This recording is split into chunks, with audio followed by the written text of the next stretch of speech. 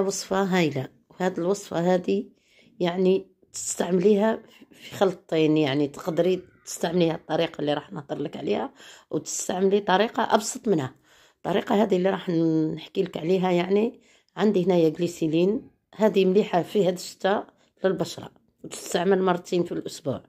عندي هنا حليب أطفال، تقدري تستعملي حليب بودرة. عندي هذا حليب البيبي تاع لي بيبي، هذاك حليب الأطفال. تقدري تستعملي هنايا حليب البودرة.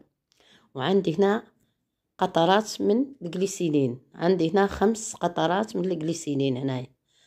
يعني هنا هنا راح نجيب ملعقة صغيرة، يعني هنا راح ندير 5 قطرات من الجليسيلين. هنا 2 قطرات هادو راح نخلط هنايا الجليسيلين وحليب الأطفال. يعني هذه هايلة في هذا الشتاء خاصة. نخلطهم هنا مليح، راح نخلط هنا، راح نكمل هنايا 5 قطرات يعني جليسيلين. وعارفين فوائد الجليسيلين للبشرة تاع الوجه الجسم الكل. عندي هنا الليمون، حابة ديريه يعني نعرفوا فائدة هاي مغرف. هنا راح نحلها هاد النواة، مغرف عصير الليمون. يعني الجليسيلين راه فوائد تاعو ضد الأكسدة، ضد البكتيريا في الوجه، يعني مرطب. يعني الفوائد تاعو كتيرة، نقدروا نستعملوه. يعني زدت هنايا شوية حليب أطفال. هذه هنا تقدري تعمري علبة كيما هذه هاني الخليط. هنا لازم نمزج مليح هذا الخليط مع بعضه. قلت لك فوائد الجليسيلين هذا يعني مفيدة إلى حد ما. منظف ضد البكتيريا، ضد الأكسدة، ضد الحشرات كالناموس اللي نتلقاوهم يعني في الشارع. مرطب، حامي للبشرة، يعني كل أنواع البشرة يصلح لها الجليسيلين. خلطت هنا مليح الجليسيلين. عندي هنا بودرة الأطفال، البودر تاع لي بيبي، ديري رشة ولا 2 فقط، يعني باش يتقل لنا شوي الخليط. والبودر مليح، يعني ريحته طيبة، يعني وريحته مليحة.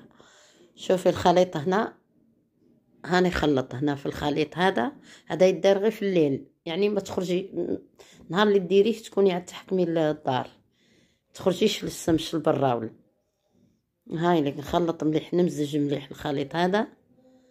هنا ديريه على يديك في وجهك، وين استعملتيه يجي في الجسم تاعك، يعني خاصة الوجه هنايا في هذا البرد تكتر هذيك يعني وننصحك يعني تقدري تستعملي الجليسيلين وحليب البودرة، 2 مغرف جليسيلين مع 2 حليب البودرة فقط، بالشكل هذا. يعني تحكيه كي الماسك، ولا تخليه يعني خلطة تخليها تحكمي بها يعني في الليل وترقدي بها، ولا ديريها على الأقل ساعة. جبت لكم هنا فكرة حبيت نهضر عليها، على البخور.